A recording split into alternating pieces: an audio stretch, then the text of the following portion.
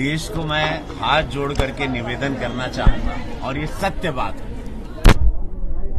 ये देश तोड़ो यात्रा है, ये जाति के तुष्टीकरण की यात्रा है संगठनों में बेनती है कि आप जी और ये पूरा देश समझ रहा है। कृपा करके गुरुद्वारा इसीलिए देश इनको हर चुनाव हराता है।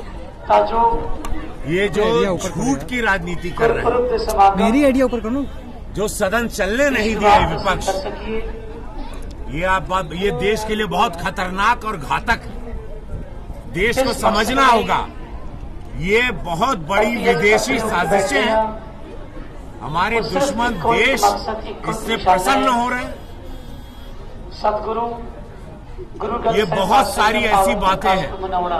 मैं हाथ जोड़ करके निवेदन करता हूं, मैं बार बार कहता हूं, संगत हजे भी खड़ी है। अगर किसी प्रकार की वोट चोरी होती तो भारतीय जनता पार्टी बहुमत की सरकार बनाती। हम लोग 300 साढ़े 300 सीट ले लेते। अरे तो ये बात, ये झूठे आरोप के साथ राजनीति करना, यशस्वी प्रधानमंत्री मोदी जी पे कोई दाग नहीं लगा है तो कैसे उनको हराएं?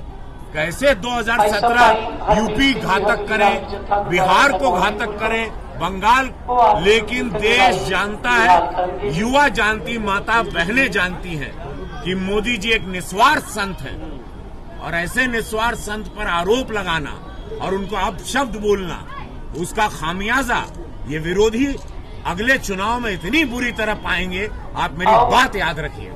देश को मैं हाथ जोड़ करके निवेदन करना चाहूंगा और ये सत्य बात है, ये देश तोड़ो यात्रा है, ये जाति के तुष्टीकरण की यात्रा है संगठनों में बेनती है कि आप जी और ये पूरा देश समझ रहा है। कृपा करके गुरुद्वारा इसीलिए देश इनको हर चुनाव हराता है।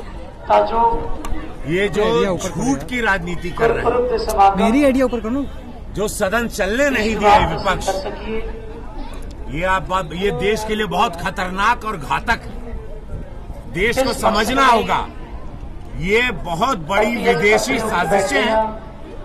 हमारे दुश्मन देश इससे प्रसन्न हो रहे हैं। सदगुरु गुरु ये बहुत सारी ऐसी बातें हैं। मैं हाथ जोड़ करके निवेदन करता हूं, मैं बार बार कहता हूं, संगत हजे भी खड़ी है। अगर किसी प्रकार की वोट चोरी होती तो भारतीय जनता पार्टी बहुमत की सरकार बनाती। हम लोग 300 साढ़े 300 सीट ले लेते। अरे तो ये बात, ये झूठे आरोप के साथ राजनीति करना, यशस्वी प्रधानमंत्री मोदी जी पे कोई दाग नहीं लगा है तो कैसे उनको हराएं? कैसे 2017 यूपी घातक करें, बिहार को घातक करें, बंगाल, लेकिन देश जानता है, युवा जानती, माता बहनें जानती हैं कि मोदी जी एक निस्वार्थ संत हैं और ऐसे निस्वार्थ संत पर आरोप लगाना और उनको अपशब्द बोलना, उसका खामियाजा ये विरोधी अगले चुनाव में इतनी बुरी तरह पाएंगे। आप मेरी बात याद रखिएगा। हमसे जुड़े रहने के लिए हमारे YouTube चैनल को सब्सक्राइब करें और नई वीडियो की नोटिफिकेशन के लिए बेल आइकॉन को दबाएं। अगर आप ये वीडियो Facebook पर देख रहे हैं तो लाइक जरूर करें और ज्यादा से ज्यादा शेयर करें। धन्यवाद।